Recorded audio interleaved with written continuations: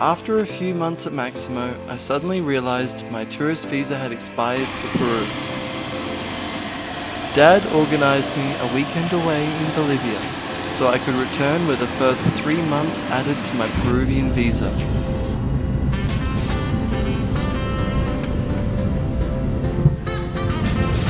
I caught a flight from the Cusco airport to La Paz, and while I was waiting for my flight, a security guard realized I was traveling alone and introduced me to another girl who was also traveling alone to La Paz.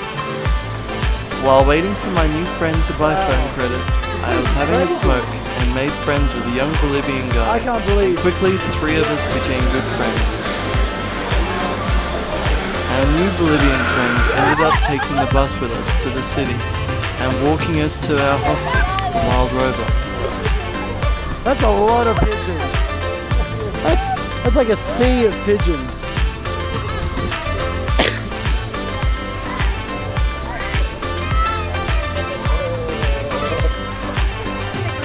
He then took us for a walk around the city, showing us the main plaza and cathedrals.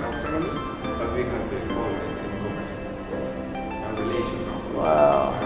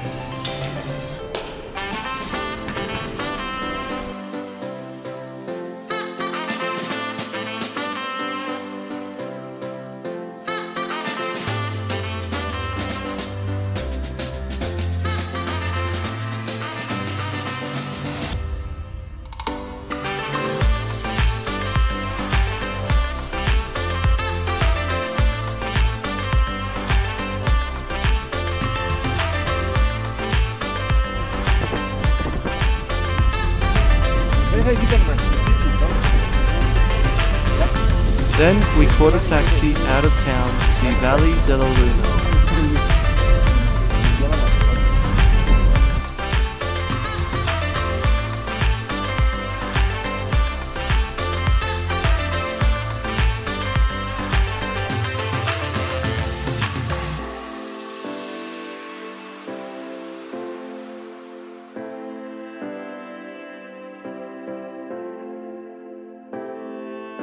The Valley de la Luna was a natural rock formation that was absolutely amazing.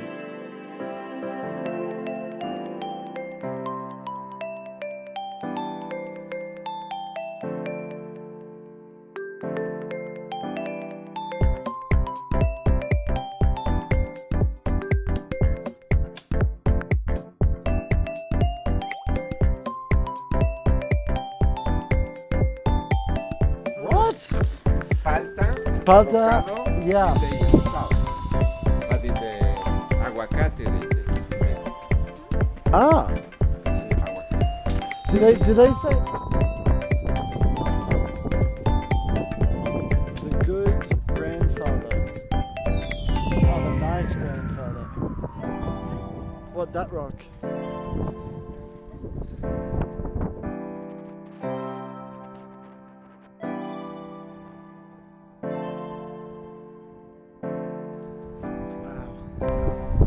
That's beautiful, the red mountain. And the sunset changed the colors of the rocks in a mesmerizing way.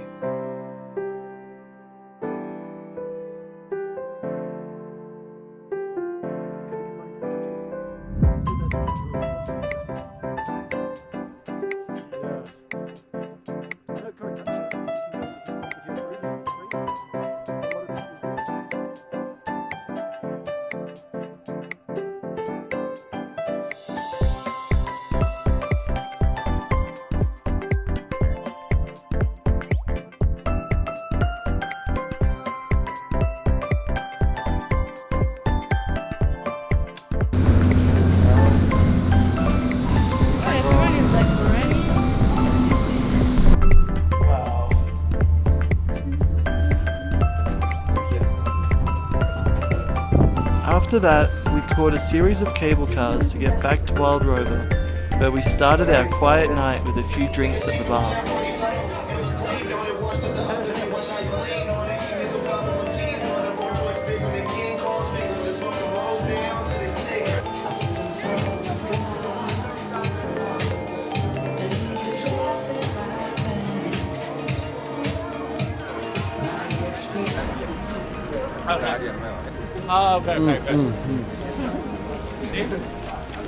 Recruiting a group of new friends, our Bolivian friend Ruben took us to a local nightclub not too far away.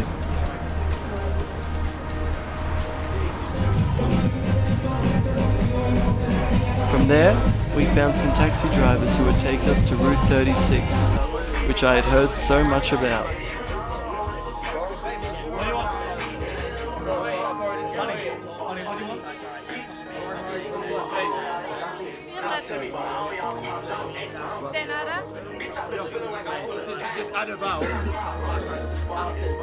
Do you want a dollary, dude?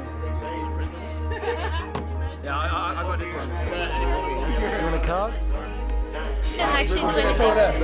Yeah, depends, no? That quiet night turned into a bit of a blur, and the next day I was up early, ready and excited to take on Death Road.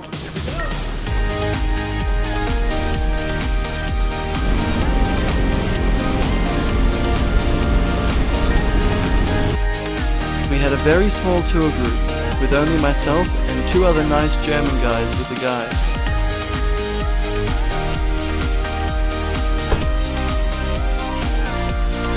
The trail started at the top of a mountain, surrounded by snow and icy gusts of wind.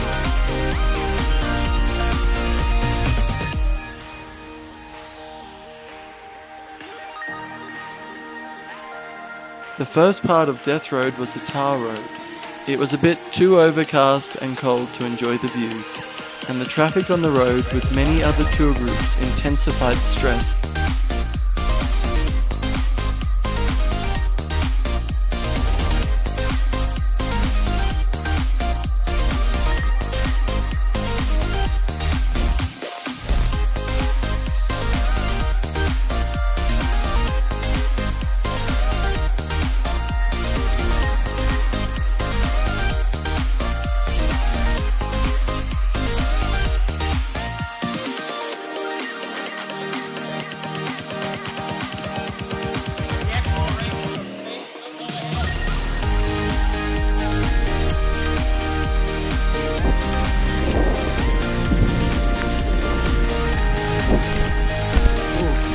As we descended down, we turned onto a dirt track that ran along the vertical cliff face for most of the remaining trail.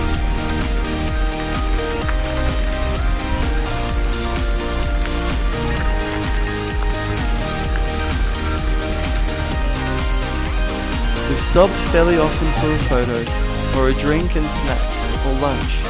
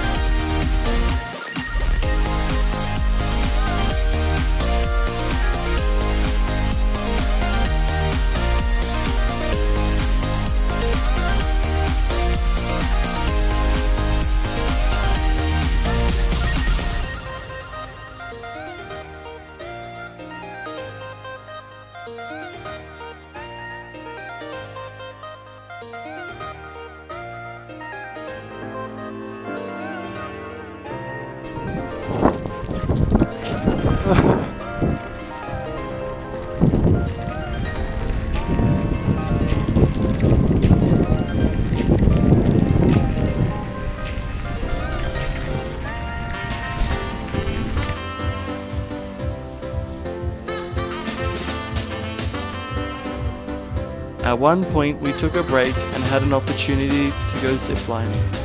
I was already way too tense and scared, and flat out refused, feeling like I had already cheated death enough that day.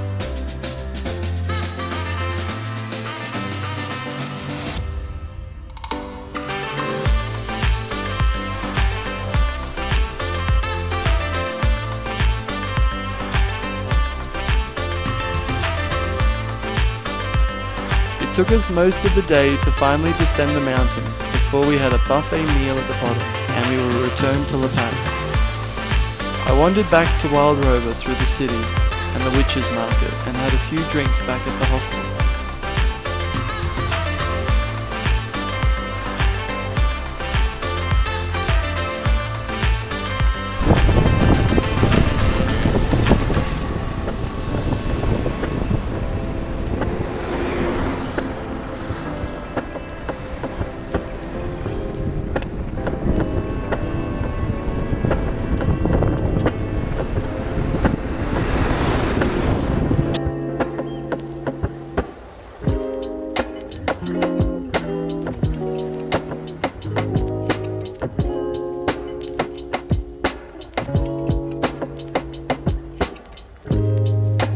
The next day, I caught a Peru hot bus from La Paz to Copacabana, where we had a 6-hour pit stop before returning to Peru.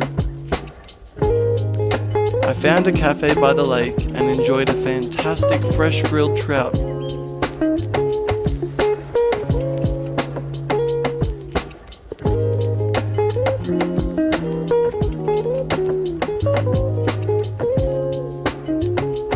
I then wandered around the city and slept by the lake until our bus arrived.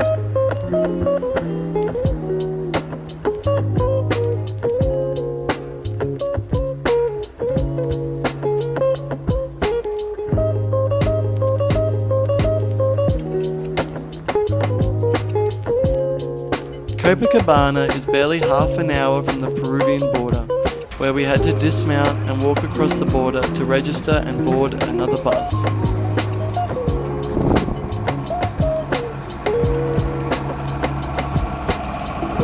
This bus took us to Puno for a late dinner and then the overnight back to Cusco. I got back to Cusco around 5 AM, showered, and was teaching by 7 AM that same morning.